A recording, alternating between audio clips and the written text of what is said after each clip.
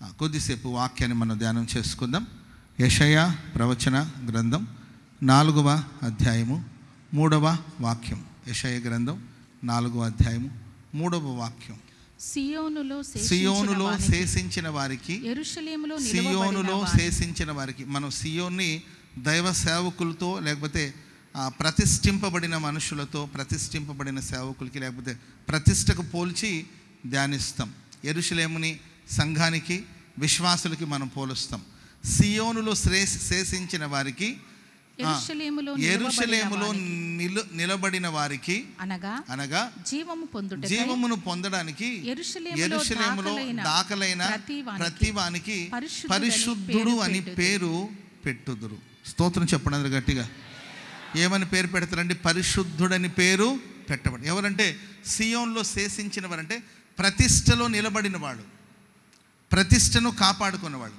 యెరూషలేములో నిలబడిన వారికి, విశ్వాసంలో సంఘములో నిలబడిన వారికి, ఇంకా చెప్పాలంటే జీవమును పొందుట కొరకై యెరూషలేములో దాఖలైన ప్రతి వారికి, జీవమును పొందడానికి కోసం సంఘములో దాఖలైన వారు, సంఘములో నిలిచి ఉన్నవాడు, సంఘంలో ప్రతిష్ఠింపబడిన వాడు, సంఘంలో ప్రతిష్ఠతను కాపాడుకుంటున్న వాళ్ళకి ప్రతివానికి పరిశుద్ధుడు అని పేరు పెట్టబడుతుందంట. కంటిన్యూ చేయండి మా.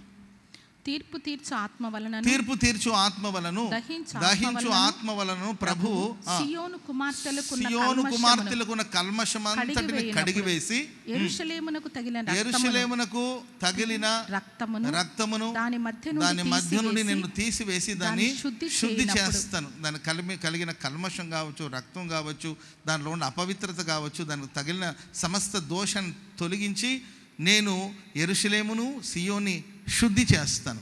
చదవండి. సియోను కొండలోని ప్రతి నివాస స్థలం మీద దాని ఉత్సవ సంఘముల మీదను పగలు మేఘ ధూమములను రాత్రి అగ్ని జ్వాల ప్రకాశమును యెహోవా కలుగు చేస్తాడు. చదువుకుంటూ వెళ్తే చాలా ఆశీర్వాదాలు అక్కడ మనం చూస్తూ వస్తాం. మనం ధ్యానించి వేస్తున్న విషయం ఏంటంటే సియోన్లో శేషించిన వారికి, యెరూషలేములో నిలబడిన వారికి. స్తోత్రం చెప్పండి అందరూ గట్టిగా. హల్లెలూయా. సియోన్లో ప్రతిష్టలో నిలబడి ఉండాలి, సంఘంలో నిలబడి ఉండాలి, ఉపదేశంలో నిలబడి ఉండాలి. దేవునికి మనం ప్రతిష్ఠించుకున్న తర్వాత కానుక పెట్టెలో మనం కానుక సమర్పించక మునుపు అది మనది. ఆ కానుక పెట్టెలో సమర్పించిన తర్వాత అది ఎవరిదండి? దేవునిది. నీవుగా ఉన్నప్పుడు నీ సొత్తే. ఒక్కసారి ప్రభుకు నీవు అప్పగించుకున్న తర్వాత, సమర్పించుకున్న తర్వాత నీవు దేవుని సొత్తు. ఇదిగో నీవు నాకు దేహాన్ని అమర్చావు, నీ చిత్తాన్ని జరిగించడానికి కొరకు నేను వచ్చి ఉన్నాను. ప్రభుతో చేసుకునే నిబంధన, ప్రభుతో మనం చేసుకునే నిబంధనలో అంతవరకు నిలబడి ఉండాలి. ఆ ప్రతిష్టను కాపాడుకోవాలి.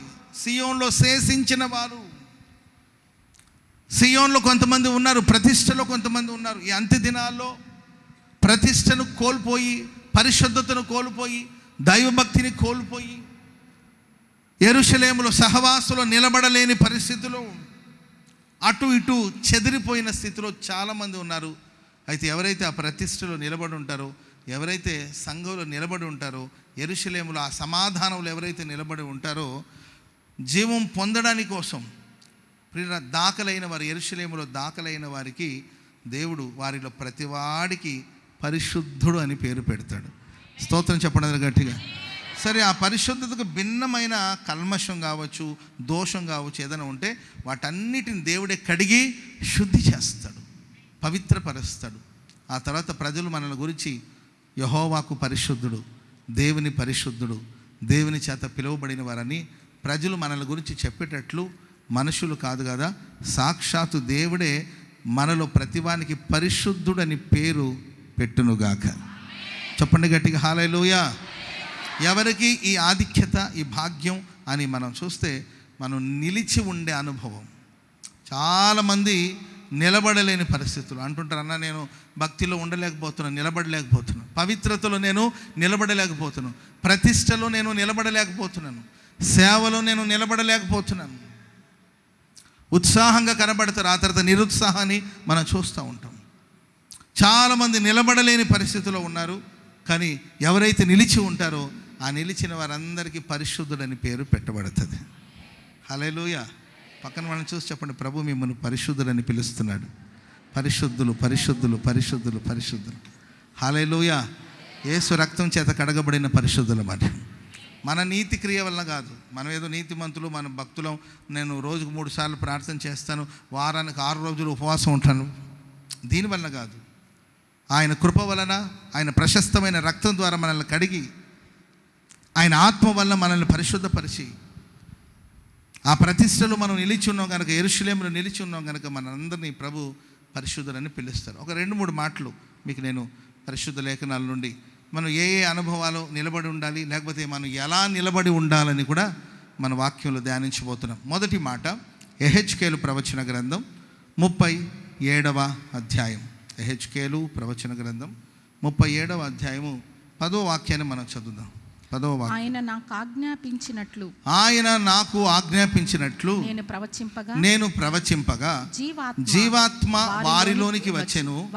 వారు సజీవులై లేచి లెక్కింప శక్యము గాని మహాసైన్యముగా నిలిచిరి. లెక్కింప శక్యము గాని మహాసైన్యమై నిలిచారు. స్తోత్రం చెప్పండి గట్టిగా. మనలో ప్రతివాడిని దేవుడు లెక్కింపజాలని మహాసైన్యముగా ప్రభు మార్చి నిలుపునుగాక. ఈ సారాంశాన్ని మనం చదువుతూ వస్తే మొదటి వచనం నుండి కూడా చదువుదాం. 37 మొదటి వచనం నుండి చదువుదాం. యెహోవా హస్తము, దేవుని హస్తము నా మీదికి వచ్చి నేను ఆత్మవశుడనై ఉండగా యెహోవా నన్ను తోడుకొని పోయి ఎముకలతో నిండి ఉన్న ఒక లోయను నన్ను దింపెను. ఆయన వాటి మధ్య నన్ను అటు ఇటు నడిపించుచు ఉండగా ఎముకలు అనేకములు ఆ లోయలో నాకు కనబడెను. అది కేవలం ఎండిపోయినది. తలలు పైకెత్తి శ్రద్ధగా వినండి. ఏ లోయలోనికి దేవుడు తీసుకెళ్ళాడు? ఆయన ఆత్మవశుడై ఉండగా ఎముకలతో నిండి ఉన్న ఒక లోయలోనికి ప్రభు తీసుకెళ్ళాడు.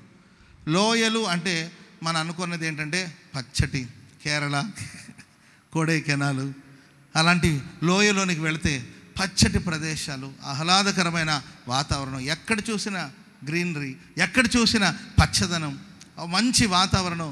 హాయిగా 4 రోజులు పాస్టర్ గారండి అలసిపోయామండి, పనులు చేసి అలసిపోయాం, అందుకోసం ఒక 4 రోజులు అలాగ విహారయాత్రకి వెళ్ళి ఒక 4 రోజులు కొడైకెనాల్ కానీ లేకపోతే కేరళ ఆ లోయల్లో కానీ వెళ్ళిపోయి అక్కడ ఒక 4 రోజులు రిలాక్స్ అయిపోయి రెస్ట్ తీసుకొని వద్దామండి అని అనుకుంటున్నామండి. పాస్టర్ గారండి మీరు మా కోసం ప్రార్థన చేయండి.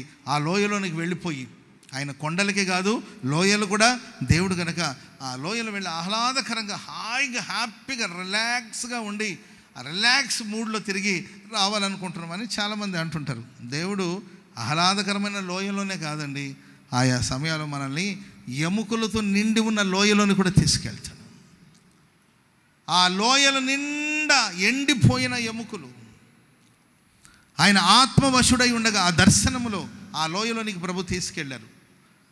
ప్రేమైన వర్లరా, ఇది ఎవరి చరిత్ర అంటే ఇశ్రాయేలు ప్రజల యొక్క చరిత్ర. వాళ్ళు దేవుని వాక్యానికి వ్యతిరేకంగా జీవించడం వలన, దేవుని మాటలు ధిక్కరించడం వలన, కృపకు దూరం అయిపోవడం వలన, ఎన్ని పర్యాయాలు దేవుడు మాట్లాడిన ఆ వాక్యానికి వారు లోబడకపోవడం వలన శత్రువుల చేతికి వాళ్ళని అప్పచెప్పడం జరిగింది. శత్రువుల చేతిలో వాళ్ళు నలిగిపోయారు. శత్రువులు వాళ్ళని వేధించారు, బాధించారు, శ్రమ పెట్టారు. ఆ శ్రమలో ఉండి వాళ్ళు మూలుగుతూ మా ఆశలన్నీ విఫలమైపోయింది, ఇక మా జీవితంలో మంచి రోజులు లేవు, ఇలాగే నలిగిపోవలసింది, ఇలాగే చనిపోవలసింది, ఇదే మా ముగింపు, ఇంతే, ఇక మా జీవితంలో వెలుగు లేదు, ఇక మా జీవితంలో మేలు లేదని నిరాశ నిస్పృహలో ఉన్నప్పుడు దేవుడు వారికి ఒక సందేశాన్ని అందించడానికి కోసం ఈ యెహెజ్కేలు ప్రవక్తని ఆ లోయలో ప్రభు తీసుకెళ్ళాడు. స్తోత్రం చెప్పండి అందరు గట్టిగా. ఈ రాత్రి ఇక్కడ కూడి వచ్చిన మీరే కావచ్చు, లైవ్ ద్వారా ఈ కార్యక్రమాన్ని వీక్షిస్తున్న వాళ్ళు కావచ్చు, నిరాశ నిస్పృహలో ఉన్నారేమో, ఆశలన్నీ విఫలమైపోయిన స్థితిలో, మంచి రోజు చూస్తామనే ఆశ లేని పరిస్థితిలో ఒకవేళ మీరు ఉన్నారేమో. దేవుడు సెలవిస్తున్నాడు, నిశ్చయముగా నా దేవుడు మిమ్మల్ని మహాసైన్యముగా నిలబెట్టబోతున్నాడు. చెప్పలు కూడా మొదలు గట్టిగా. మహాసైన్యముగా, లెక్కింప శక్యము కానీ గొప్ప సైన్యముగా దేవుడు ఆ ఎముకలో ఆ లోయల్ని దేవుడు మహిమగా ప్రభు మార్చి మహాసైన్యముగా మార్చినట్లు వాక్యంలో మనం చూస్తూ ఉన్నాం. ఈ ఎముకలన్నీ ఈ లోయలోనికి ఎందుకు వచ్చిందంటే, ఒకప్పుడు అక్కడ ఏదో యుద్ధం జరిగినట్టుందండి. ఒక పెద్ద సైన్యం ఆ యుద్ధంలోనికి వెళ్తే శత్రు సైన్యం, ఈ సైన్యం రెండు పోరాడి చివరికి ఆ పోరాటంలో ఈ సైన్యం ఓడిపోయినట్టుంది. పోరాడి ఈ సైన్యంలో ఆ యుద్ధంలో ఈ సైన్యం ఓడిపోయినట్టుంది. జీవితం అనేది ఒక యుద్ధం. పోరాడి గెలుస్తామనే ఆశతో ఆకాంక్షతో ప్రయాసపడినప్పటికీ కూడా ఓడిపోయి, ఓటమి అనేది చాలా నష్టాన్ని కలిగిస్తుంది. Praise the lord. ఓటమి నీడలో క్షేమము లేక వేదన కలిగిన వేళలయందు, ఓటమి నీడలో క్షేమము లేక వేదన కలిగిన వేళలయం. ఓటమి అనేది ఆ ఓడిపోయాము అని అనుకుంటే సరిపోలా. ఆ ఓటమి వెనకాల ఎన్నో పోరాటాలు ఉంటాయి. ఏలి కుమారులు యుద్ధభూమిలో చనిపోయారు, వేల మంది ప్రాణాలు కోల్పోయారు. దేవుని మందసాన్ని వాళ్ళు యుద్ధభూమికి తీసుకెళ్ళినప్పటికీ కూడా ప్రియులరా, వాళ్ళు శత్రువులు ఓడించలేకపోయారు. మందసం పట్టబడిపోయింది. ఏలి కుమారులు యుద్ధభూమిలో ప్రాణాన్ని వదిలేశారు. వేల మంది ప్రాణాలు కోల్పోయారండి. పెద్ద వధ. ఇంచుమించు 30,000 మంది ఆ యుద్ధంలో చనిపోయారు. ఈ వార్త యాజకుడైన ఏలికి వినిపించిందండి. యుద్ధంలో మందసం పట్టబడిపోయిందని, నీ కుమారులు చనిపోయారని, 1000 మంది చనిపోయారని, మందసం పట్టబడిపోయిందని వార్త విన్న వెంటనే ఒక గుమ్మంలో కూర్చొని ఉంటున్నాడండి. అలాగే వెనదిరిగి పడ్డాడండి. మెడ విరిగి ఒక యాజకుడు చనిపోయాడు. ఏలి కోడలు ప్రసవిస్తూ బిడ్డను కని ఇకాబోద్ అని పేరు పెట్టి ఇశ్రాయేలు ప్రజల్ని మహిమ విడిచి తొలగిపోయిందని ఆమె ప్రాణాలు విడిచిపెట్టింది. ఒక ఓటమి, ఒక శత్రు ప్రభావం, ఒక శత్రు ప్రయత్నం కుటుంబాన్ని కొన్నిసార్లు చిన్న భిన్నం చేస్తుంది. చెట్టుకొకరు పుట్టుకొకరు మారినట్లు మార్చబడుతుంది. సౌలు చనిపోయినప్పుడు ఫిలిష్తీయుల ఎదుట వాళ్ళని ఎదిరించలేక, ఓడించలేక తన కత్తి మీద తానే పడి ప్రాణాన్ని కోల్పోయాడు. సౌలు కుమారులు చనిపోయారు. భయంకరమైన అపజయం. శత్రువులు వచ్చేసి ఎప్పుడైతే సౌలు ఓడిపోయాడని, ఇశ్రాయేలు ప్రజలు ఓడిపోయారన్న సంగతి తెలుసుకున్న తర్వాత ఇశ్రాయేలు ప్రజలందరూ వాళ్ళ పట్టణాన్ని విడిచి పారిపోయారు. శత్రువులు వచ్చి వాళ్ళ గుడారాల్ని, వాళ్ళ పట్టణాన్ని ఆక్రమించుకున్నారు.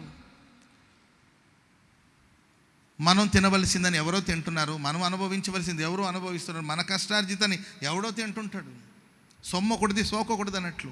కష్టం ఒకరిది, ఫలాలు ఎవరు అనుభవిస్తారు. ఇదన్నీ ఓటమి యొక్క అనుభవాలు. ప్రేమైన వాళ్ళరా, ఓడిపోయి కనీసం ఈ సైన్యాన్ని పాతి పెట్టేవాళ్ళు కూడా ఎవరు లేరనుకుంటారండి.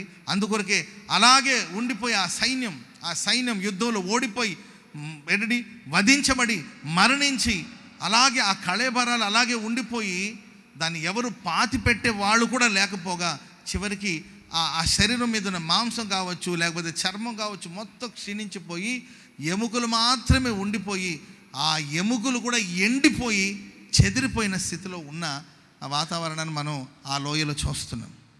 మాంసం లేదు, చర్మం లేదు, ఒక ఐక్యత లేదు, విడిపోయి పూర్తిగా ఎండిపోయి నిరాశ నిస్పృహలో ఒకవేళ మీరు ఈ రాత్రి ఇక్కడ మీరు కనబడుతున్నారేమో. ప్రేమైన వాళ్ళరా, నిశ్చయంగా నేను ఆరాధిస్తున్న దేవుడు మిమ్మల్ని నిలబెట్టాలని కోరుకుంటున్నాడు. సాధారణమైన స్థితిలో కాదండి, మహాసైన్యముగా ప్రభు నీ కుటుంబాన్ని ప్రభు మార్చాలని కోరుకుంటున్నాడు. మహాసైన్యముగా ప్రభు మార్చాలని కోరుకుంటున్నాడు. మహాసైన్యముగా నా దేవుడు నిన్ను నిలబెట్టునుగాక. మహాసైన్యముగా ప్రభు నిన్ను నిలుపునుగాక. చెప్పండి గట్టిగా హల్లెలూయా. ఇక నిరీక్షణ లేని పరిస్థితి. హల్లెలూయా, హల్లెలూయా. ఎడారి త్రోవలోనే నడచిన, ఎరుగని మార్గములో నన్ను నడిపిన, నా ముందు ఎడారి త్రోవలు. Praise the lord. ఈ పాటని ఇంతకు ముందు నేను ఎడారి త్రోవలో నడిచిన దానికన్నా ముందు ఏమన్నా, నిరీక్షణ లేని ఎడారిలో ఏ తోడు లేని ఒంటరినై. నిరీక్షణ లేని ఎడారి అట్లా రాసాము. ఆ తర్వాత మార్చాము ఆ పదాలు. Praise the lord. నిరీక్షణ లేని ఎడారి. ఆ ఎడారిలో నిరీక్షణే లేదు, ఆ ఎడారిలో నమ్మకమే లేదు. ఈ కుటుంబం బాగుపడుతుంది, వీడు మారతాడని నమ్మకమే లేదండి. అయినా కలిసి కాపురం చేస్తాడు. వీడు మారతాడు, నా భర్త మారతాడు, నా యజమానుడు మారతాడు, నా లైఫ్ బాగుపడుతుంది, నిరీక్షణే లేదు. ఎందుకంటే రోజు రోజుకి అధ్వానంగా దారుణంగా తయారవుతున్నాడు, కానీ మార్పు లేదు. ఈరోజు కాదు, ఏదో ఒక రోజు ఆ ప్రేమ, ఆ తొల్లిటి దినాల ప్రేమ గుర్తుకు రాకుండా ఉంటుందా? ఏనాడైనా నా పిల్లల మీద తన ప్రేమ గుర్తుకు రాకుండా ఉంటుందా? ఏదో ఒక రోజు మార్పు చెందకుండా ఉంటాడా అని చెప్పి ఎదురు చూసి ప్రియులరా, మార్పు లేని పరిస్థితి. ఏదో ఒక రోజు వస్తాడులే వెయిట్ చేద్దాం, ఎదురు చూద్దాం, పోయాడు, ఏదో ఒక రోజు మనసును మార్చుకొని వస్తాడని ఎదురు చూసి అతడు తిరిగి రాని పరిస్థితుల్లో ప్రియులరా, నిరీక్షణ లేని ఎడారిలాగా, నిరీక్షణ లేని లోయలో ఒకవేళ నీవు కొనసాగించబడుతున్నావేమో. Praise the lord. మన ఆర్థిక స్థితులు కొన్నిసార్లు ఇంకా ఈసారైనా కుదట పడుతుందేమో, కొంచెం ఏదైనా రాబడి వస్తుందేమో, ఆదాయం వస్తుందేమో. దైవ సేవకులు చెప్తున్నారు కదా, ఇత్తడి తలుపులను పగలగొడతాడు, ఇనుప గడియల్ని పగలగొడతాడు, దాచబడిన ధననిధులను ఇస్తానన్నాడు కదా, వాక్యాన్ని విశ్వసించాం కదా. ఫైనాన్షియల్ స్టేటస్లో ఏదైనా మార్పు వస్తుందేమో అని ఎదురు చూసి మరింత ఊబిలో కూరుకుపోవడమే తప్ప ఆ పరిస్థితి నుండి బయటకు వచ్చే మార్గం కనబడని పరిస్థితి. ఈ సంవత్సరమైన మార్పు వస్తుందేమో అని ఎదురు చూసి నిరీక్షణ లేని స్థితిలో ఒకవేళ నీవు ఉన్నామేమో. ఆత్మీయ జీవితంలో ఇంకాన మనం బాగా ప్రార్థన చేస్తామేమో, ఇంకాన మనం భక్తిగా బ్రతుకుతామేమో, ఇంకాన నా ఫ్యామిలీ పరిశుద్ధంగా ఉంటుందేమో, ఇంకైనా నేను నా ఇంటి వారు దేవుని సేవించే రోజులు వస్తుందేమో అని ఎదురు చూస్తూ ఉంటే భక్తి అనుభవం వాళ్ళని మార్చే ప్రాసెస్లో ఏం మారిపోతుంటుంది. Praise the lord. భర్తను మార్చాలంటుంటే నువ్వు తాగొద్దు, నీకు చెప్తున్నాను చూడు, తాగొద్దు, నీవు మారాలి అంటుంటే ఆయన మారట్లేదండి. కోపం వచ్చి ఏం చేసింది తెలుసండి? ఒకరోజు ఆయన తాగుతుంటే మందు సీసా లాక్కొని, ఏది దగ్గుమందు కాదు అది, ఆ సీసా లాక్కొని మూత తీసేసి గట్ట తాగేసింది. ఆయనే కంగు తిన్నాడు. 30 ఏళ్ళ నుండి నాకు తాగుడు అలవాటు ఉందమ్మాయి, నేనే కొంచెం మందు పోసుకొని దాంట్లో ఇంకేదో కలుపుకుంటారుగా, ఏంటన్నా కలిపేది, అదేదో కలుపుకొని తాగుతుంటాను. ఈ మనిషి ఏంటి అసలు మామూలు మనిషి కాదు, ఇవే సీసా మొత్తం తాగేసేది. ఒక వారం రోజుల తర్వాత, ఏమయ్యా సీసా తేలేదా అంటే, ఆయన మార్చే ప్రాసెస్లో వీళ్ళు మారిపోతుంటారు, వాళ్ళని మార్చే ప్రాసెస్లో వీళ్ళు మారిపోయి, ఎందుకంటే మారుతారని నమ్మకం లేదు, మంచి రోజులు వస్తుందనే నమ్మకం లేదండి. నిరాశ నిస్పృహలో నీవు ఉన్నావేమో. నేను ఆరాధిస్తున్న యేసుక్రీస్తు ప్రభువు వారు నిశ్చయముగా తన వాక్కును నీ ఎదుగు పంపబోతున్నాడు, తన వాక్కును దేవుని ఎదుగు పంపబోతున్నాడు, మహిమ కలిగిన కార్యాలు ప్రభు చేయబోతున్నాడు, నిరాశల నుండి నా దేవుడిని వెలుపలకు రప్పించబోతున్నాడు. ఆమేన్. మనం ఎప్పుడు మహాసైన్యముగా నిలబడతామంటే ఆ పై వచనాలు మనం చదివితే, మొదటి వచనంలోనే 37వ అధ్యాయం మొదటి వచనం చదవండి. యెహోవా హస్తము నా మీదికి రాగా. యెహోవా హస్తము ఎవరి మీదికి రాగా? నా మీదికి రాగా. ఎండిపోయిన ఎముకలు ఒక మహాసైన్యముగా మారే ఆ మార్గంలో, ఆ ప్రాసెస్లో, ఆ కార్యక్రమాల్లో మొట్టమొదటిగా దేవుని హస్తం మన మీదకి రావాలి. ఆమేన్ చెప్పండి గట్టి. దేవుని హస్తం నా మీద ఉందని ఎంతమంది నమ్ముతున్నారు? చేతులు ఎత్తండి. నిజంగా చెప్పాలి, నన్ను మెప్పించలేను కాదు, నిజంగా దేవుని హస్తం నా మీద ఉంది, దేవుని హస్తం నా మీద ఉంది. ఆయన హస్త స్పర్శను నేను గ్రహిస్తూ ఉన్నాను. ఎందుకంటే దేవుని హస్తము సాహసమైన కార్యాలు చేస్తుంది. చెప్పండి కూడా మొదలు గట్టిగా హల్లెలూయా. దేవుని హస్తము, ఆయన దక్షిణ హస్తం, ఆయన ముఖకాంతి, ఆయన బాహు మనకు విజయాన్ని ప్రసాదిస్తుంది.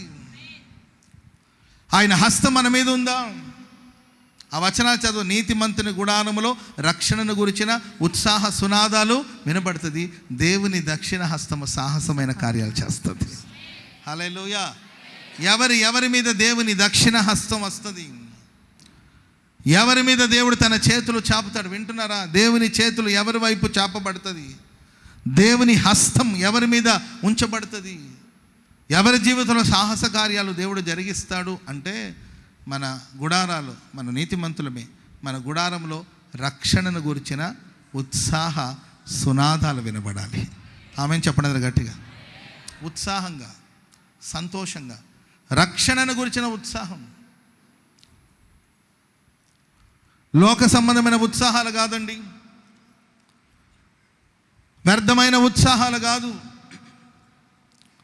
త్రాగుడు వ్యసనాలతో కూడిన ఉత్సాహాలు కాదు. ఫుల్గా తాగి శవాన్ని మోసుకొని వెళ్తుంటే అక్కడ కూడా కొంతమంది ఉత్సాహంగా నాట్యం ఆడుతున్నారు. ఆ ఎనర్జీ ఏంటో అర్థం కాదండి, ఆ బలం ఏంటో తెలీదు, ఆ నాట్యం ఏంటో తెలీదు, ఆ శక్తి ఎక్కడి నుండి వచ్చిందో తెలియదండి. మందు లోపలికి వెళ్తే మహానుభావులు బయటకు వస్తుంటారు. ఓ ఆర్భాటం ఏంటో, ఆ సంతోషమేమో, ఆ డ్యాన్స్ ఏంటో, ఏది శవాన్ని మోసుకొని వెళుతుంటే శవం ముందు బీభత్సంగా విపరీతంగా గంతులు వేస్తూ ఉంటారు కొంతమంది. శవం ముందు పరిగెత్తినప్పుడు వచ్చే ఉత్సాహం కాదు, లేకపోతే ఇతర కార్యక్రమాలు, అల్లరితో కూడిన ఆటపాటల వల్ల కలిగే ఉత్సాహం కాదు, రక్షణను గురించిన ఉత్సాహం. ప్రభు నన్ను రక్షించాడు, యేసు రక్తము చేత నేను కడగబడ్డాను, దేవుని వాక్యం నన్ను పట్టుకొనింది, ప్రభు నన్ను పట్టుకున్నాడు, ప్రభువుకు నేను సొంతమయ్యాను, ఆయన నా దేవుడై ఉన్నాడు, నేను ఆయన నమ్ముకున్నాను. ఆయన గురించిన ఉత్సాహం, ఆయన గురించిన సంతోషం. దేవుని మందిరానికి వెళదామని జనులు నాతో అనినప్పుడు, సాయంకాలం ఆరాధన, ఈరోజు ఉదయాన్నే ఆరాధనకి వెళ్ళావా, 10ంటికి ఆరాధనకి వెళ్ళావా? వెళ్ళానండి. సాయంకాలం కూడా ఆరాధన ఉన్నట్లు తెలిసింది. మరి దేవుని మందిరానికి వెళ్తున్నాను అన్నప్పుడు ఏం పోతాంలే, ఎన్ని పోట్లు పోయేది, ఎన్నిసార్లు పోయేది, అది కాదు. దేవుని మందిరానికి నీవు వస్తావో లేదనే సంగతి తర్వాత, దేవుని మందిరానికి వెళదామని జనులు నాతో అనినప్పుడు నేను సంతోషించాను. ఇది మందిరాన్ని గురించిన సంతోషం. జీవము కలిగిన దేవుని దర్శించాలని నా దేహం, నా ఆత్మ కేకలు వేస్తుంది. దేవా, ఎప్పుడు నీ సన్నిధికి నేను వచ్చేదను, ఎప్పుడు నీ సన్నిధిలో నేను కనబడదను. దుప్పి నీటి వాగుల కొరకు ఆశపడు రీతిగా దేవా, నేను నీ కొరకు ఆశపడుతున్నాను. ఈ ఉత్సాహం కుటుంబాల్లో ఉండాలి, ఈ సంతోషం కుటుంబాల్లో ఉండాలి, ఈ ఉత్సాహం విశ్వాసి జీవితంలో ఉండాలి. అప్పుడు ప్రేమైన వాళ్ళరా, దేవుని దక్షిణ హస్తం చాపబడుతుంది, సాహస కార్యాలు ప్రభు చేస్తాడు. నీ కుటుంబం దేవుని సన్నిధిలో మహాసైన్యముగా నిలబడబోతున్నారు, మహాసైన్యముగా నిలబడబోతున్నారు, మహాసైన్యముగా నిలబడబోతున్నారు. లెక్కింప శక్యము కాని మహాసైన్యం. అరే, ఒకప్పుడు వీళ్ళు ఎండిపోయిన ఎముకలు కాదా, ఒకప్పుడు దేనికి పనికిరాని వ్యవస్థలో ఉన్నారు, పద్ధతిలో ఉన్నారు. వీళ్ళ పిల్లలు, వీళ్ళ పద్ధతులు దేనికి పనికి రాకుండా ఉన్నారు కదా. ఇంత గొప్ప సైన్యముగా ఎలా మారారు? లెక్కింప శక్యము కానీ గొప్ప సైన్యముగా మారిపోయారే. కారణం ఏంటంటే దేవుని హస్తం మన మీదకి వచ్చినప్పుడు, ఆయన దక్షిణ హస్తం మనల్ని సాహస కార్యాలు మన జీవితంలో జరిగిస్తుంది. దానికోసం మనం ఎల్లప్పుడూ ఉత్సాహంగా సంతోషంగా ఉండాలి. ఆమె చెప్పండి గట్టిగా. మన సంతోషాన్ని పాడు చేయడానికి బోల్డని విషయాలు వినబడతా ఉంటుంది, కనబడతా ఉంటుంది. పట్టించుకోవద్దు, హ్యాపీగా ఉండు అంతే. హల్లెలూయా. అయ్యా, చెప్పడానికి తేలికే, జీవించడానికి కాదు కష్టం.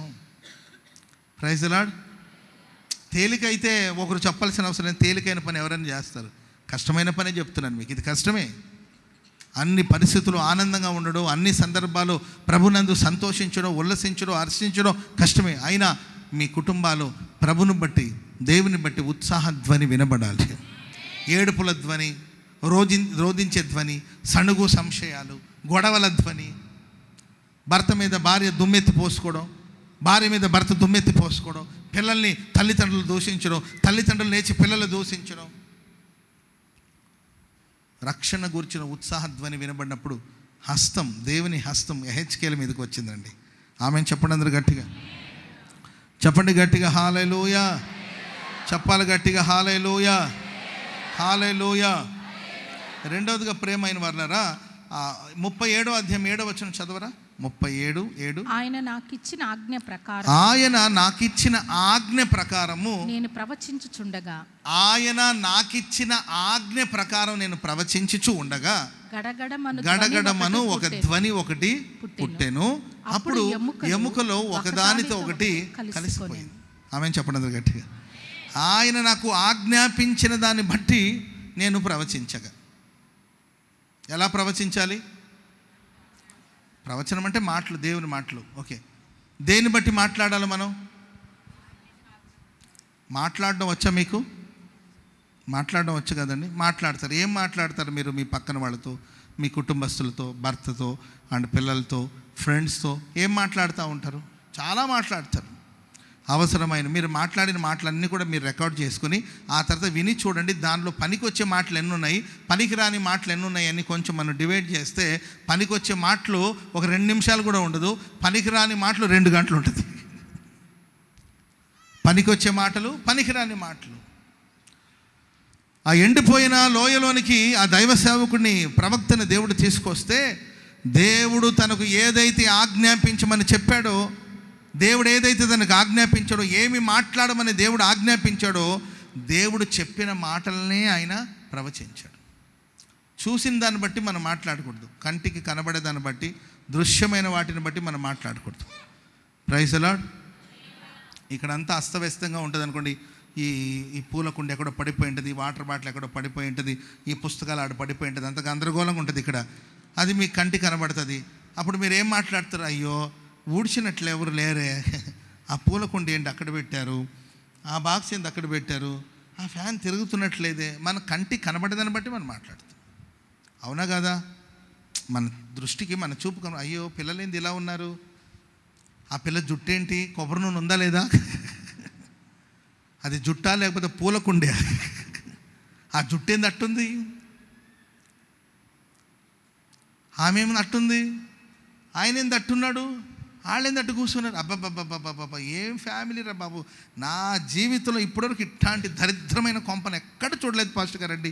ప్రపంచంలో ఉన్న ఏంటంటే దరిద్రమైన కొంపకి బహుమతి ఏదైనా ఇవ్వాలనుకుంటే ఈ కొంపకి ఇవ్వచ్చండి. సోమరి కొంప అండి. అంటే మన కంటితో మనం చూసిన దాన్ని బట్టే మనం మాట్లాడతాం. కానీ దేవుడు అంటాడు, నీ కంటిలో, నీ కంటికి కనబడుతున్న దాన్ని బట్టి నువ్వు మాట్లాడదు. నేను ఒకటి నీకు చెప్పబోతున్నాను, నేను నీకు ఒకటి ఆజ్ఞాపిస్తున్నాను. నేను ఆజ్ఞాపించిన దాన్ని బట్టి నువ్వు మాట్లాడాలి. చెప్పండి కూడా మొదలు గట్టిగా గట్టి గట్టి గట్టి గట్టి గట్టిగా హల్లెలూయా చెప్పండి, గట్టిగా హల్లెలూయా. దైవ భక్తి కలిగిన వాడికి ఒక భాష ఉంటుంది, ఒక లాంగ్వేజ్ ఉంటుంది, ఒక భాష ఉంటుంది.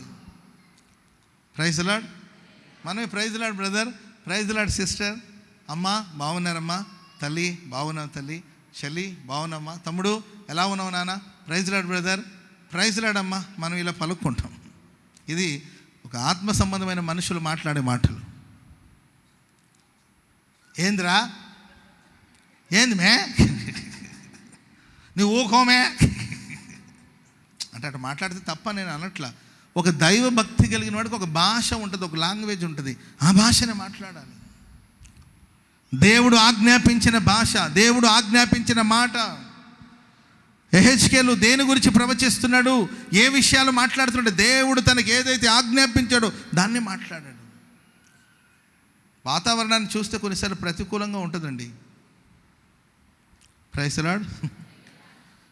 అనవసరంగా ఈయన చేసుకున్నాను నేను. 6 పిల్లలు, ఇప్పుడు మాట్లాడకపోతే ఏమైంది చెప్పండి? 6 పిల్లలు కన్నావు తల్లి, అనవసరం నేను చేసుకున్నాను. అసలు నాకు అప్పుడు నేను చూసినప్పుడే చెడ్డ చిరాకు వచ్చింది, అయినా ఏం చేద్దాం చేసుకున్నాను. నీకు ముందు 6 మంచి మంచి సంబంధాలు వచ్చినాయి. ఒకటి చిలుకలూరుపేట, ఒకటి నరసరాపేట, ఒకటి చిలుకలూరుపేట, ఒకటి నరసరాపేట, ఇంకే పేట ఉందండి, బాకరాపేట. అమ్మా నరసరాపేట నేను చెప్పాను కదా, నేను చెప్పింది మళ్ళీ చెప్తారు. అసురాపేట, బోళ్ళని అనేక పేటల నుండి చాలామంది సంబంధాలు వచ్చాయి. అన్నీ వదిలేసి ఈ గుంటూరులో ఏముందో అని నేను చేసుకున్నా. అమ్మ 6 పిల్లలు కన్నావు తల్లి, ఇక కట్టిపెట్టి ఆ మాటలు, పనికొచ్చే మాటలు మాట్లాడు, జీవితాలు బాగుపడే మాటలు మాట్లాడు. సరే పిల్లల పరిస్థితి బాగలేదు, ఎస్ ఓకే, ఒప్పుకోవలసిన విషయమే. కానీ దృశ్యమైన వాటిని చూడొద్దు. వాళ్ళని గురించి ప్రభు చెప్పిన మాట, నీ పిల్లలకు అధిక విశ్రాంతిని కలుగు చేస్తాను. చెప్పండి కూడా మొదలు గట్టిగా, నా పిల్లలకు దేవుడు అధిక విశ్రాంతిని కలుగు చేస్తాడు, అధిక విశ్రాంతిని కలుగు చేస్తాడు, అధిక విశ్రాంతిని కలుగు చేస్తాడు. నా పిల్లలు దేవుని ద్వారా ఉపదేశం పొందుతారు. నా పిల్లలు నా బోధనపు బల్ల చుట్టూ ఒలివల మొక్కల వలె ఉంటారు. ఆమెను చెప్పండి గట్టిగా, నా బల్ల చుట్టూ ఒలివల మొక్కల వలె ఉంటారు. మా కుమారులు ఎదిగిన మొక్క వల్ల ఉంటారు. వీడు పనికిరాడు పాస్టర్ గారండి, వీడు దేనికి పని వెదవండి, వీడు చెడబుట్టాడండి నా కడుపులో. నాకు చాలాసార్లు డౌట్ ఉంటుంది పాస్టర్ గారండి, వీడు నా కడుపులోనే పుట్టాడా లేకపోతే హాస్పిటల్లో ఏమైనా పిల్లల్ని ఏమైనా మారుస్తారు కదా, అట్లా ఏమైనా చేశారో నాకు అర్థం కాదు. నాకు వీడిని చూసి డౌటే పాస్టర్ గారండి. మా పోలికలు ఒక్కటి రాలేదండి, ఒక్క పోలిక నా పోలిక రాలేదు, మా ఆయన పోలిక రాలేదు, వాళ్ళ తాత పోలిక రాలేదు, వాళ్ళ అత్తల పోలికలు రాలేదు. నాకు అసలు ఒకటే అనుమానంగా ఉంది పాస్టర్ రెడ్డి, అసలు నా కడుపున పుట్టాడు, అసలు చెడపుట్టాడని. ఇవన్నీ మాట్లాడకపోతే ఏంటండి, నా పిల్లలు ఎదిగిన మొక్కల వల్ల ఉండబోతున్నారు. చెప్పండి కూడా మంది గట్టిగా. శత్రువా అతిశయించొద్దు, నేను చీకట్లో ఉన్నను, నా దేవుడైన యెహోవా నాకు వెలుగై ఉన్నాడు. ఆమె చెప్పండి గట్టిగా. ఎంత గొప్ప పలుకండి. చీకట్లో ఉన్నాడు ఆ భక్తుడు, పడిపోయిన స్థితిలో ఉన్నాడు, శత్రు అతిశయిస్తున్నాడు కదని ఆవేదన పడిపోయి మరింత చీకట్లోకి వెళ్ళిపోలేదు, మరింత అంధకారంలోకి వెళ్ళిపోలేదు. శత్రు తన ఓటమిని గుర్తు చేస్తున్నాడు, శత్రు ఆయన ఓడిపోయిన విధానాన్ని గుర్తు చేస్తున్నాడు. నీవు చీకట్లో ఉన్నావు, నీవు బలహీనుడివి, నీవు పతనమైపోయావు అంటా ఉన్నాడండి. కానీ భక్తుడు ఆ చీకట్లో కూర్చున్నాడు. శత్రువా నువ్వు అతిశయించొద్దు, నీ అతిశయం ఎంతోసేపు ఉండదు. నేను చీకట్లో ఉన్నాను, నా దేవుడైన యెహోవా నాకు వెలుగై ఉన్నాడు. హల్లెలూయా. నీతిమంతుడు 7 పర్యాయాలు పడిన తిరిగి లేస్తాడు. Praise the lord. చెప్పండి గట్టిగా హల్లెలూయా. విశ్వాసపు పలుకులు పలకలు ఆ ఎండిపోయిన ఎముకలో ఉండి ఆయన దేవుడు తనకు ఆజ్ఞాపించిన మాటలన్నిటిని కూడా పలుకుతున్నప్పుడు, ప్రవచిస్తున్నప్పుడు ప్రియుల ఒక కదలిక మొదలైంది. గడగడలాడే ఒక శబ్దం వినిపించిందండి. చెదిరిపోయిన ఎముకలన్నీ కలవడం ప్రారంభించబడింది. కనుక ఈ విశ్వాసయాత్రలు సాగిపోతున్న దేవుని ప్రియులారా, దేవుని ప్రజలారా, దేవుడు ఆజ్ఞాపించిన దాన్ని బట్టి మాట్లాడండి, వాక్యాన్ని చేత. దేవుడు ఆజ్ఞాపించిందంటే పరిశుద్ధ గ్రంథం బైబిల్లో ఉంది. ఈ వాక్యాన్ని బేస్ చేసుకొని మీరు మాట్లాడండి. దృశ్యమైన అన్నీ అస్తవ్యస్తంగా ఉండొచ్చు, గందరగోళంగా ఉండొచ్చు, అవన్నీ మంచి రోజులు కనబడేటట్టు ఉండకపోవచ్చు, అంతా ఎన్ని నాశనం అయిపోతున్నట్టు, పతనం అయిపోతున్నట్టు, సొదొమ గొమొర పట్టణంలాగా మారిపోయినట్లు అనిపించవచ్చు. అయినా వాటి మధ్యలో కూడా ప్రియులరా, సియోను కోసం శేషించిన వారు, ప్రతిష్ఠించబడిన వారు, యెరూషలేము కోసం నిలబడిన వారుగా దేవుడు మిమ్మల్ని ఏర్పరచుకున్నారు. కనుక జీవవాక్యాన్ని చేతపట్టి నీవు వాక్యాన్ని ఎల్లప్పుడూ మాట్లాడుతూ ఉండాలి. Praise the Lord. హల్లెలూయా. అందరినీ బ్లేమ్ చేయడం, అందరినీ దూషించడం, దుర్భాషలు మాట్లాడడం, ఇలాంటి కార్యక్రమాలకు దూరంగా ఉండి ప్రభు ఆజ్ఞని చేతపట్టి ఆ ఆజ్ఞను మీరు మాట్లాడండి. ప్రభు ఘనమైన కార్యం చేస్తారు. 9వ వచనం 37:9 కూడా చదవండి త్వరగా. అప్పుడు ఆయన నరపుత్రుడా జీవాత్మ వచ్చినట్లు ప్రవచించుమని ప్రభువగు యెహోవా సెలవిచ్చినదేమనగా జీవాత్మ నలుదిక్కుల నుండి వచ్చి హతులైన వీరు బ్రతుకున్నట్లు వారి మీద ఊపిరి విడువుము. ఆయన నాకు ఆజ్ఞాపించినట్లు నేను ప్రవచించగా జీవాత్మ వారిలోనికి వచ్చెను, వారు సజీవులై లేచి లెక్కింప శక్యముగాని మహాసైన్యముగా నిలిచారు. Praise the lord. జీవాత్మ నీ ఊపిరి వీళ్ళ మీద విడిచిపెట్టు. ఆ ఎముకలన్నీ కూడా ఒకదాంతో కలిసిపోయిందండి ఆ ప్రవచనాన్ని బట్టి. ఆ తర్వాత వాటికి మాంసం ఏర్పడింది, చర్మం ఏర్పడిందండి, కానీ జీవం లేదు. జీవాత్మ. Praise the lord. జీవ మరణాలు నాలుక వశం. ఎవరి వశంలో ఉందండి జీవ మరణాలు? నువ్వు జీవపు మాటలు మాట్లాడితే కుటుంబం, సంఘం జీవంగా ఉంటుంది. నువ్వు మరణపు మాటలు మాట్లాడేవనుకోండి, మరణం కుటుంబాన్ని ఏలుబడి చేస్తుంది. జీవాత్మ నీ ఊపిరి వీళ్ళ మీద విడువుము అని ప్రవచిస్తే నలుదిక్కు నుండి జీవాత్మ వచ్చి తన ఊపిరి వాళ్ళ మీద విడువగా వారందరూ లెక్కింప శక్యముగాని మహాసైన్యముగా నిలిచారు. ఆమె చెప్పండి అందరూ గట్టిగా. దేవుడు మట్టితో మానవుడిని, ఆదాముని దేవుడు సృష్టించాడు. తన జీవశ్వాసాన్ని తన ఊపిరిని విడువగా వాడు జీవించే వ్యక్తిగా తన జీవాత్మను అందించగా తన ఊపిరిని విడువగా మానవుడు ప్రియుల మట్టి మనిషి జీవించే వ్యక్తిగా మార్చబడ్డాడు. Praise the Lord. హల్లెలూయా. దేవుని శ్వాస, దేవుని ఊపిరి, దేవుని జీవాత్మ జీవనదిని నా హృదయములో ప్రవహింపచేయుమయ్యా. జీవనధిని నా హృదయములో ప్రవహింప చేయుమయ్యా. శరీర క్రియలన్నీయు నాలో నశింప చేయుమయ్యా. శరీర క్రియలన్నీయు నాలో నశింప చేయుమయ్యా. జీవనధిని నా హృదయములో ప్రవహింప చేయుమయ్యా. పరిశుద్ధాత్ముడా మహిమతో దిగిరమ్ము. పరిశుద్ధాత్మ దేవుడా పావురవలెరమ్ము. పరిశుద్ధాత్ముడా మహిమతో దిగిరమ్ము. పరిశుద్ధాత్మ దేవుడా పరిశుద్ధాత్ముడా మహిమతో దిగిరమ్ము. పరిశుద్ధాత్మ దేవుడా ఓ రమ్ము రమ్ము దిగిరమ్ము. ప్రభువా దిగిరమ్ము, శక్తితో క్రియ చేయు. పరిశుద్ధాత్ముడా మహిమతో దిగిరమ్ము. పరిశుద్ధాత్మ దేవుడా ఓ పరిశుద్ధాత్ముడా పరిశుద్ధాత్మ దేవుడా ఓహో జీవనదిని నా హృదయములో ప్రవహింపచేయుమయ్యా. హల్లెలూయా. ఇది మన ప్రవచనం, ఇది మన భాష, ఇది మన లాంగ్వేజ్, ఇది మనం మాట్లాడవలసిన మాట. ఆయన ప్రవచనం ఎత్తి మాట్లాడగా నలుదిక్కు నుండి ప్రియులరా జీవాత్మ వచ్చి ఆ ప్రియులరా వాటిలోనికి ప్రవేశించగా వారు మహాసైన్యముగా లెక్కింప శక్యముగాని మహాసైన్యముగా నిలిచారు. కనుక ఈ ప్రశస్త రాత్రి దేవుని హస్తం నీ మీద ఉండేటట్లు నువ్వు గ్రహించాలి. ఆయన హస్తం నీ మీద ఉండేటట్లుగా ప్రార్థించాలి. విశ్వాసపు పలుకులే పలకాలి. దేవుడు ఆజ్ఞాపించిన వాటిని మాట్లాడు. ముందు ఎంత దారుణమైన దౌర్భాగ్యమైన స్థితి ఉన్నా సరే వాక్యాన్ని చేతపట్టి మాట్లాడు. హల్లెలూయా. మనకేం కనబడుతుందో దాన్ని బట్టి మనం చూసిన దాన్ని బట్టి మనం తీర్పిచ్చేయడం, మనం చూసిన దాన్ని బట్టి మనం జడ్జ్ చేయడం కాదు.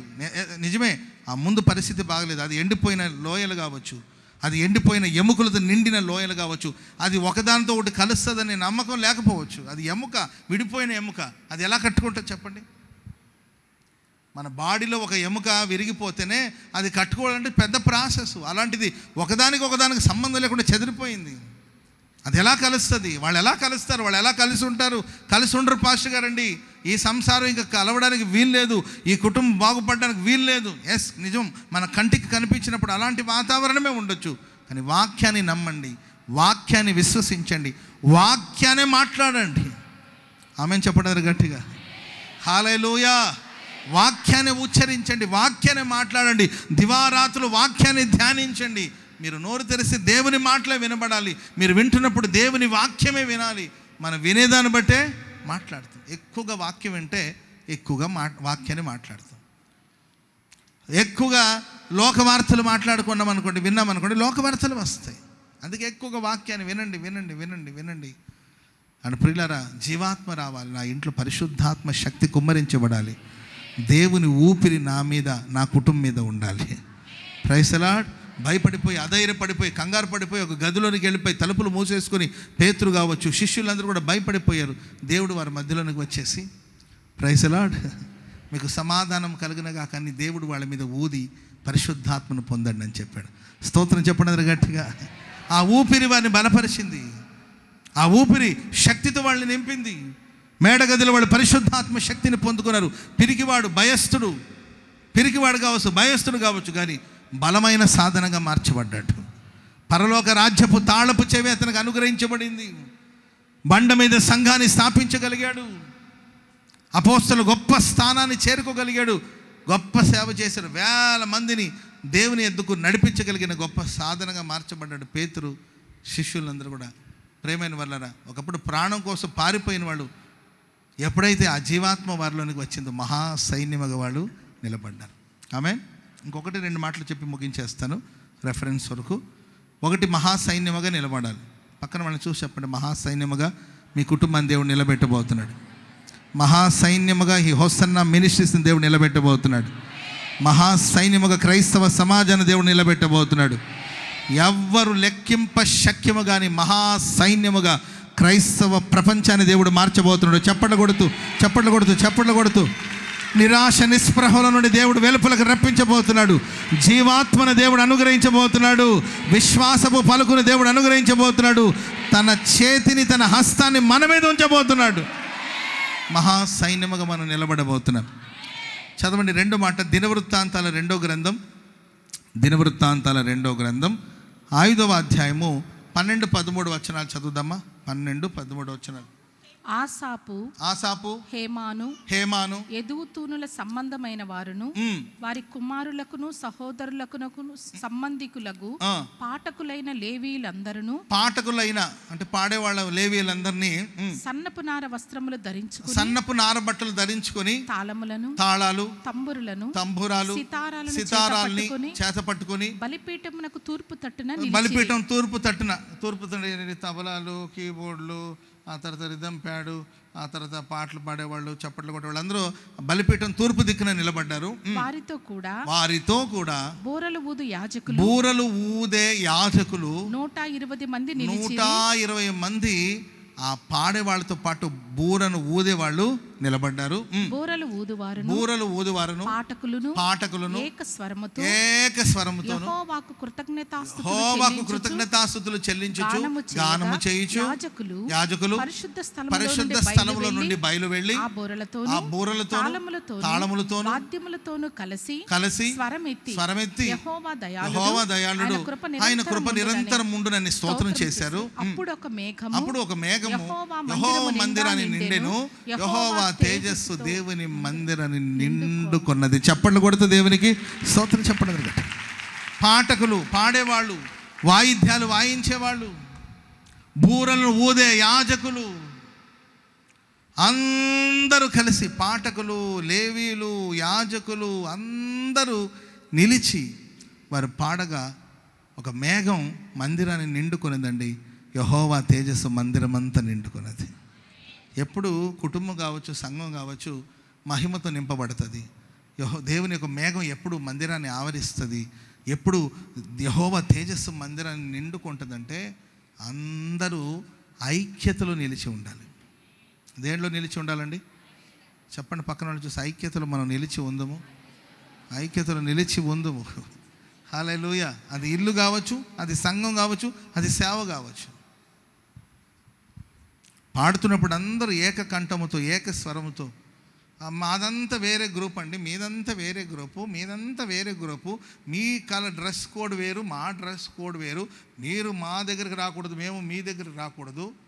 Praise lord. మేము చేపలు పెట్టి ఊడ్చేవాళ్ళు, మేము గుడ్డ పెట్టి తుడిచేవాళ్ళు. మేము ఊడ్చిన తర్వాత కదా మీరు రావాలి. మీరు వేరని కాదండి. దేవుని స్తుతించి ఆరాధించి ఒక సందర్భం వచ్చినప్పుడు అందరూ ఏక స్వరముతో, స్వరం మనుషులు 100 మంది కానీ, 200 మంది కానీ, 500 మంది కానీ, 1,00,000 మంది కానీ, 10 లక్షల మంది కానండి, స్వరం ఒకటి అవ్వాలి. ఆమె చెప్పండి గట్టిగా. స్వరం ఒకటి అవ్వాలండి. ఏక కంఠముతో, ఏక స్వరముతో 1,00,000 మంది పాడుతున్నా ఒకరే పాడినట్టు ఉండాలి. మనసు కలవాలి. ఐక్యతలో నిలిచి ఉండాలి. ఐక్యతను కాపాడుకోవాలి. పేతురు ప్రసంగానికి లేచినప్పుడు 11 మందితో లేచి ఆయన వాక్యం చెప్తే ప్రజలు రక్షణ పొందాలంటే మేము ఏం చేయాలని ముందుకు వచ్చారు. అసలు ఈయనంటే ఆయనకు పడదు, ఆయనంటే ఈయనకు పడదు. నీవు గొప్ప, నేను గొప్ప. మేము ఇప్పుడు వాళ్ళం కాదండి పాస్టర్ గారండి, భూమి పుట్టినప్పుడు నుండి ఉన్నాం. హోసన్న సంఘం స్థాపించినప్పటి నుండి ఉన్నాం. ఎందుకు? సీనియారిటీ ఎందుకు చెప్పండి? క్రమశిక్షణ లేనప్పుడు సీనియారిటీ ఎందుకు చెప్పండి? అందరిని ట్రీట్ చేసినట్లు మమ్మల్ని ట్రీట్ చేస్తారా? ఈ ట్రీట్మెంట్ ఏం బాగలేదు, మేము ఇప్పుడు వాళ్ళమా అని అనుకుంటూ ఉంటారు కొంతమంది. నన్ను మేబీ అడగకపోయినా మనసులో అనుకుంటుంటారు, మమ్మల్ని ఏంది ఇలా ట్రీట్ చేస్తున్నారు, మేము ఇప్పుడు వాళ్ళం, అసలు మేము ఎప్పుడు వాళ్ళం. ఓకే, క్రమశిక్షణలు మనం ఉన్నామా? చాలా జరుగుతూ ఉంటాయి కొన్ని విషయాలు. బైక్ తీసుకొచ్చి అక్కడెక్కడ మధ్యలో పెట్టుంటారు. బ్రదర్ ఇక్కడ ఎందుకు కొంచెం తీయండి అని అన్నారు అనుకోండి, ఎవరు అనుకుంటున్నావు? ఎవరివి? యూ ఎవరు నీవు? ఎవరిది అనుకుంటున్నావు ఈ బండి అని తీసుకొచ్చి అక్కడ బట్టి ప్రజలకు ఇబ్బంది కదా, కొంచెం పక్కన పెడితే సరిపోతుంది. నేను నిజంగా చెప్తున్నానండి, ఒక్కొక్కసారి నేను కారులో కొంచెం నాకు ఎప్పుడైనా కొంచెం అలసటగా ఉంటే, ఓల్డ్ నైట్ పోయేటప్పుడు కానీ ఎప్పుడైనా అలసటగా ఉంటే ఇటు ఎవరిదో కారు ఉంటుంది ఎక్కేసి ఇటు తిరిగి నేను అటు వెళ్తాను. ఇక్కడ నుండి నడిచి వెళ్ళేటప్పుడు దారి పొడుగున ఎవరొకరు ఇబ్బంది అట్లా వచ్చి రూమ్ దగ్గరికి వస్తాను. వచ్చేటప్పుడు అక్కడ ఫుల్ ట్రాఫిక్ అంతా జామ్ అయి ఉంటుంది. అప్పుడు మనోళ్ళుండి అన్న వచ్చారు పక్కన తీయండి అంటుంటే చేయొద్దు పాపం, జనాల్ని డిస్టర్బ్ చేయొద్దు, ఆ కొంచెం దూరమే కదా దిగి నేను నడిచి వెళ్ళిపోతాను. ఆటో వాళ్ళందరినీ గోల్ చేస్తుంటే గోల్ చేయదు పాపం, వాళ్ళేదో జీవనోపాధి కోసం ఆటో పెట్టుకున్నారు, మనోళ్ళే కదా ఆటో ఎక్కి వెళ్ళలేదు, వాళ్ళని ఇబ్బంది పెట్టదు. 4 అడుగు వేసి వెళ్తాం, ఏమైంది? Praise the lord. అవునా కదండి? తప్పదు మరి, మన కాళ్ళు చేతులు పని చేయకుండా ఉండిపోతే మోసుకెళ్ళే పరిస్థితి అంటే పర్వాలేదు, కొంచెం అడవుడి చేసాం, మనం నడవగలుగుతాం, నిలబడగలుగుతాం, వెళ్ళగలుగుతాం. ఎవరైతే ఏంటి చెప్పండి? ఎవరికైనా రూలే కదండి, క్రమమే కదా. మేము ఎప్పుడు వాళ్ళు అంటే ఎప్పుడు అడిగితే ఏంటి? బండి తీసి పక్కన పెట్టడానికి. ఆ ఆటో అక్కడ అడ్డంగా ఉందమ్మా కొంచెం తీయండి అంటే, అసలు ఈ ఆటో ఏ ఆటో అనుకుంటున్నావు? ఏ ఆటో అమ్మా ఇది అంటే, వెనక చూడు. ఎక్కడమ్మా అంటే, ఆటో వెనక చూడమంటే వెనక చూస్తే దాని మీద ఓసన్నా అని ఉంటుంది. ఓసన్నా అంటుంటే ఏమైంది చెప్పండి?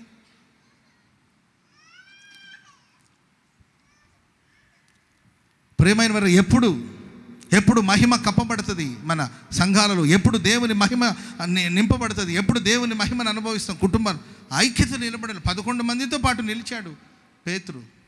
ఒకప్పుడు ఈయనంటే ఆయన పడదు, ఆయనంటే ఈయన పడదు, నీవు గొప్ప నేను గొప్ప, నీవు గొప్ప నేను గొప్ప, నీవు గొప్ప నేను గొప్ప అని పోట్లాడిన వాళ్ళే. కానీ ఒక సందర్భం వచ్చిందంటే అప్పుడు నీవు గొప్ప నేను గొప్ప మాట్లాడే సమయం కాదు ఇది. మనం ఐక్యతలో నిలబడాలని వాళ్ళు ఐక్యతలో నిలబడ్డారండి. అప్పుడు వేలాది మంది రక్షించబడ్డారు, సంఘం స్థాపించబడింది. Praise the lord. సో కుటుంబాలు భార్య వేరు, భర్త వేరు, పిల్లలు వేరు కాదు, మీరు ఒక ఫ్యామిలీ. నాకు ఒక కోడలు వచ్చి ఇలా చెప్తుంది, అన్నయ్య ప్రార్థన చేయండి అన్నయ్య, మా అత్తగారు అస్సలు నాకు అన్నం పెట్టట్లేదన్నా. అంటే వాళ్ళు నీకు అన్నం పెట్టడం ఏంటమ్మా? వంటగదిలో అన్నం ఉంటుంది అన్నయ్య, వడ్డించుకొని తింటే ఏమన్నా అంట, ఏమన్నారు అన్నయ్య అన్నప్పుడు మరి వడ్డించుకొని తినొచ్చు కదా అంట. వాళ్ళు వడ్డించి ఇవ్వాలిగా అంటే, వాళ్ళు వడ్డించు, నీ ఇల్లు అది, నా ఇల్లు అని నువ్వు అనుకునేంత వరకు ఈ పోరాటం జరుగుతూనే ఉంటుంది. వాళ్ళ అత్తమ్మని ఏంటమ్మా ఆ పిల్ల ఎంత తింటుంది, అస్థిపంజరంలాగా ఉంటుంది, అసలే బల్లిలాగా ఉంటుంది అమ్మాయి, దానికంత అన్నం పెట్ట అన్నా, ఇల్లు మందే కదన్నా, మరలా నేను అన్నం పెట్టి ఇవ్వడం ఏంటన్నా, నేను పెద్దదాన్ని కదా, వండి పెడుతున్నాను, నేను వంట ఎట్టు రావట్లేదు, నేను వండి పెడుతున్నాను, పెట్టుకుని తింటే పోతుంది కదన్నా అంటే, లేదంట భోజనానికి అందరిని పిలిచారు, నన్ను పిలవలేదు, ఒంటరి గువ్వనై విలపి అంట. కొంచెం తగ్గించుకోమ్మా, మరి ఈ పాట నీకు సూట్ అవుతుంది. ఒంటరి ప్రైజ్ ది లార్డ్. ఫెలోషిప్ అండి, నా ఫ్యామిలీ. నిజమే కష్టాలు ఉండొచ్చు, చిన్న చూపు చూడొచ్చు, అపార్థం చేసుకుని ఉండొచ్చు, రకరకాలమైన ఉండొచ్చు. నీ ఫ్యామిలీ, నీ కుటుంబం, నీ భర్త, నీ పిల్లలు, మీ అత్తగారు, మీ మామయ్య గారు, మీ మరిది గారు, నా ఫ్యామిలీ నీవు అనుకుంటే అక్కడ ఎన్ని సమస్యలు వచ్చినా అది చిన్నగానే కనబడుతుంది. ఇది నా కుటుంబం కాదు అని నువ్వు అనుకుంటే అక్కడ చిన్న సమస్యను కూడా భూతత్వములు పెట్టి చూస్తావు. అది నా కుటుంబం కాదనుకుంటే పోరాటం. నా కుటుంబానికి పెద్ద పెద్ద ఫోన్లేనా, మా అత్తయ్య కదా, ఫోన్లు పెద్దది, ముసలిది, మతిమరుపు వచ్చేసింది అన్నయ్య, ఏదేదో అంటుంటుంది కానీ మీరు పట్టించుకోదు. అంతంత మాట్లాడుతుంటుంది ముసలి. కొంతమంది ముసలోళ్ళు ఉంటారు, ముసలోళ్ళు కాదు వాళ్ళు మహానుభావులు. అమ్మో ఆ లాజిక్లు ఏంటో, అసలు ఆ లాజిక్లతో మనం అన్ని లాజిక్లే. అసలు ఆ ఓపిక ఏంటో, ఆ ప్రాణంలో త్రాణం ఏంటో, అసలు ఆ ఒంట్లో ప్రాణం ఉందో లేదో తెలియదు కానండి, త్రాణం మాత్రం విభత్సంగా ఉంటుంది. అసలు మనం సమాధానం చెప్పలేమండి. అసలు అన్ని లాజిక్లే, అన్ని లా పాయింట్లే, అన్ని రూల్స్ రెగ్యులేషన్సే. Praise the Lord. రాజ్యాంగం మొత్తం చదివేసి ఉంటుంది, అంతేకా అన్ని రూల్స్ మాట్లాడుతూ ఉంటారు. ఓకే ఫ్యామిలీ కదా, ఏదో అన్నదిలే పెద్దవాడు అన్నది, మనంత మాత్రం నాకు నష్టం లేదు అనే నా ఫ్యామిలీ అనే భావన మనకు ఉండాలి. ప్రేమైన వాళ్ళారా, ఐక్యతలో మనం నిలబడి ఉందముగాక. ఫెలోషిప్ను కాపాడుకోండి. ఐక్యతను, వాలంటీర్స్ ఉన్న ఫెలోషిప్ను కాపాడుకోండి, సంఘ పెద్దలు ఉన్న ఫెలోషిప్ను విశ్వాసుల ఫెలోషిప్ను కాపాడుకోండి, ఫ్యామిలీలో మీరు ఉండే 3 4 ఐక్యతను కాపాడుకొని మీరు నిలబడండి. అప్పుడు యెహోవా తేజస్సు మందిరాన్ని నిండుకునిందంటే చప్పట్లు కూడా మొదలు కట్టి హల్లెలూయా. మహిమా మహిమా మహిమా అని పాడాల్సిన అవసరం లేదు. మహిమా మహిమా అని మహిమా మహిమ అనాల్సిన అవసరం లేదమ్మా. నీవు ఐక్యతను నిలబడి ఉంటే యెహోవా తేజస్సు మందిరం నిండుకుంటుంది. చప్పట్లు కొడుతూ, చప్పట్లు కూడా కలిసి కలిసి చప్పట్లు కొట్టుంటే ఒక బిగ్గర గంభీరమైన శబ్దం. ఆమేన్. చివరి మాట చెప్పి ముగిస్తాను. యెహోషువ గ్రంథం 3వ అధ్యాయం 17వ వచనం చదవండి. ఒకటి మహాసైన్యముగా నిలబడాలి, రెండవది ఐక్యత కలిగి నిలబడాలి. 3వ మాట యెహోషువ గ్రంథం 3వ అధ్యాయం 17వ వాక్యం. జనులు ఎరుకో ఎదుటను దాటగా యెహోవా నిబంధన మందసమును మోయు యాజకులు యోర్దాను మధ్య ఆరిన నేలను స్థిరముగా నిలిచిరి. జనులందరూ యోర్దానును తుదముట్టు వరకు ఇశ్రాయేలీయులందరూ ఆరిన నేలపై దాటుచు వచ్చారంట. యాజకులు నిబంధన మందసాన్ని మోసిన యాజకులు అంటండి స్థిరముగా నిలబడ్డారు. ఎలా నిలబడాలి? సేవకులు స్థిరంగా ఉండాలి, కాన్సన్ట్రేషన్ ఉండాలి అండ్ స్థిరంగా ఉండాలి. కృపలో, ప్రేమలో, శ్రమలో అన్నిట్లో స్థిరముగా ఉండాలి. చంచలమైన మనసు ఉండకూడదు. నయోమి చెప్పింది చివరికి ఆమె ఒక నిర్ధారణకు వచ్చింది, ఇంకా అనవసరం ఈ అమ్మాయితో మాట్లాడు, ఎందుకంటే ఈ అమ్మాయి మనసు కుదిరింది నాతో పాటు రావాలని. Praise lord. ఇంకొక అమ్మాయి ఉందండి, ఆమె మనసు కుదట పడలేదు. పోదామా వద్దా, అత్తతో పోదామా లేకపోతే అమ్మ దగ్గరికి వెళదామా, అత్తతో పాటు వెళితే ఏం లాభం, అమ్మ దగ్గరికి వెళితే ఏం లాభం, మొత్తం క్యాలిక్యులేట్ చేసుకుంటా ఉంది కాబట్టి వెళ్ళమని చెప్పినట్టే వెళ్ళిపోయింది. కానీ రూతు తన మనసు కుదిరింది, తన మనసు కుదట పడింది, తన మనసు స్థిరపరచబడింది. నయోమి దాన్ని గుర్తుపట్టింది. మనం ఎన్ని చెప్పినా ఈ అమ్మాయి ఇంకా ఆగదు, నాతో పాటు ఇంకా బయలుదేరి వెళదాం. ఇంకా దాని గురించిన సంభాషణ లేదు, డిస్కషన్ లేదు. మనసు స్థిరముగా ఉండాలి. Praise the lord. మీ మాట అవునంటే అవును చెప్పండి, అవునంటే అవును, అవునంట. అప్పుడే అవును అంటారు అన్న, ఆలోచించి చెప్తాను. ఏదో ఒకటి కొనాలనుకో, కొంటానంటే కొనండి, లేకపోతే లేదు, అంతేక. అన్న ఆగండి అన్న, ఇదేనా, ఇది ఎట్లా, ఇలాంటిది ఇంకొకటి ఉందండి, ఈ డిజైన్లో ఆ కలర్లో లేదా, ఆ కలర్లో ఈ డిజైన్లో ఏదో ఒక డిజైన్ కొనమ్మా అంటే, ఈ డిజైన్ నాకు నచ్చింది కానీ కలర్ నచ్చలేదు, మరి నాకు పింక్ కలర్ అంటే ఇష్టం, ఈ డిజైన్లో పింక్ కలర్ ఉందంట అమ్మా, ఇంకా లేదమ్మా అని అంటే, అయ్యో నాకు ఈ డిజైన్ బాగా నచ్చింది కానీ కలర్ ఏమైనా మార్చేస్తారా? కొనే రూపమేనా? కొంటే కొనండి, లేకపోతే మౌనంగా రండి. మీ మాట అవునంటే, కాదంటే కాదు. గంటకు ఒక మాట, నిమిషానికి ఒక మాట. స్థిరముగా ఉండాలి. ముఖ్యంగా నిబంధన మందసాన్ని మోసే యాజకులు యేసయ్యతో పాటు ఆయన వెంబడించాలని సిలువనెత్తుకొని ఆయన వెంబడించేవాడు వెనుదిరిగి చూడకూడదు. ఒక్కసారి దేవుని ఇంట అడుగుపెట్టిన తర్వాత చావైనా రేవైనా దేవుడే. ఈ సేవలో నేను నిలిచి ఉంటాను, నా ప్రాణం పోయినా కూడా నేను వెనుదిరిగి చూడను. ఒక్కసారి దేవునిలోనికి వచ్చాను, ప్రభులోనికి వచ్చాను, యేసుక్రీస్తు ప్రభులు వారిని సొంత రక్షకునిగా అంగీకరించాను, బాప్తిస్మం ద్వారా యేసయ్య నేను ధరించుకున్నాను. ఇక జీవించే జీవితం ప్రభు కోసమే, ఇక వెనుదిరిగి చూడను. సిలువనెత్తుకొని ఆయన వెంబడిస్తున్నాను, నేను ఆయన శిష్యుడిని, ఆయన వెంబడిస్తున్నాను, వెనుదిరిగి చూడను. Praise the lord. అందరికి తెలుసండి, ఏలియా దేవుని సన్నిధికి వెళ్ళిపోతున్నాను, అందరికీ తెలుసు. అయ్యా మేము వస్తామంటే వద్దు, మీరు ఆగండి బ్రదర్, మీరు ఇక్కడ ఆగండి, ఎరుకలో మీరు ఆగిపోండి, మీరు పలానా చోట ఆగిపోండి, గిల్గాల్లో మీరు ఆగండి, ఎరుకలో మీరు ఆగండి, బేతెల్లో మీరు ఆగండి. అందరూ ఆగిపోయారు కానీ ఒకడు మాత్రం ఆగట్లా. నేను ఆగను, యెహోవా జీవంతో. Praise the Lord. మరణం తప్ప నన్ను ఎవరూ విడదీయలేరు. చెప్పాడు, ఓహో వీడు నన్ను వెంబడించాలనుకుంటున్నాడు, ఓకే రమ్మను. అందరిని అడగలేదు. నేను పరలోకానికి కొనిపోబడిన తర్వాత నీ కోరిక ఏదైనా ఉంటే చెప్పు, నీ మనవి ఏదైనా ఉంటే చెప్పు, అది నీకు అనుగ్రహించబడుతుంది అంటే, నీవు పొందిన ఆత్మలో 2 పాళ్ళు. హల్లెలూయా. ఒక స్థిరం. మనం ఏం చేస్తున్నాం, మనకేది అవసరం. పోతున్నారా ప్రభువా? Praise the lord. అన్నా పోతున్నారా మీరు? అమెరికా పోతున్నారా? అమెరికాలో నాకేం తెస్తారు? Praise the lord. వస్తున్నారా? యెరూషలేముకు పోతున్నారన్నా? యెరూషలేము నుండి నాకు ఒక దీపవృక్షం తెచ్చి పెడతారా? యెరూషలేము నుండి నాకు ఫలాన్ని తెచ్చేసారు కదా. ఏది అవసరం? నీవు పొందిన ఆత్మలు 2 పాలు నాకు కావాలి. ఒక దైవ సేవకుడి దగ్గర నుండి మనం ఎక్స్పెక్ట్ చేయాల్సింది ఏంటి? ఆయన మా కోసం ప్రార్థన చేయాలి. ఏలియా ఆత్మ కాదు, ఏలియా మీద ఉన్న దేవుని ఆత్మ 2 పాలు నేను పొందుకోవాలి. చెప్పకూడదు అందరు గట్టిగా. స్థిరం స్థిరం స్థిరం. చాలామంది దేమా ఇహలోకాన్ని స్నేహించి పౌలు గారిని వదిలేసి వెళ్ళిపోయాడు. దేమా అనేవాడు ఒకడు ఉన్నాడు. ఆరంభ దినాలు బాగానే ఫాలో అయ్యాడండి. పౌలు ఫాలోవర్ అనమాట. ఆయన ఫాలో అయ్యాడు. తెస్సలోనికలో ఉన్నవాళ్ళు అపరిమితమైన, మేము తెస్సలోనిక అనుకుంటారండి, అపరిమితమైన ప్రేమను ఆయన ఎడల కనపరిచారండి. సో ఇదేదో బాగుందని చెప్పి తెస్సలోనికలో ఉండిపోవాలని కోరుకున్నాడు. పౌలు గారికి బయలుదేరదామని చెప్తే దేమా రావట్లా. సరే మొత్తం మీద ప్రోత్సహించి హెచ్చరించి, లేదులే నాన్న వెళ్ళిపోదామని తీసుకెళ్ళాడు. కొంత దూరం వెళ్ళిన తర్వాత ఒక సత్రంలో వాళ్ళు బస చేశారండి. బస చేసినప్పుడు ఒక లెటర్ రాసేసి మళ్ళీ వెళ్ళిపోయాడు. అయ్యగారండి నాకు ఆ ఊరే నచ్చింది, నాకు అక్కడే నచ్చింది, నేను అక్కడే ఉంటాను, ఇక సేవ లేదు, గీవలేదు, ప్రార్థన లేదు, కీర్తన లేదు, అక్కడ ఉండిపోతానని దేవా ఇహలోకాన్ని స్నేహించి పౌలు గారిని విడిచి తెస్సలోనికి ప్రైజ్ ది లార్డ్ తెస్సలోనికి తిరిగి వెళ్ళిపోయాడు. కాబట్టి స్థిరంగా నిలబడాలండి. మనం వేసే ప్రతి అడుగు స్థిరంగా ఉండాలి.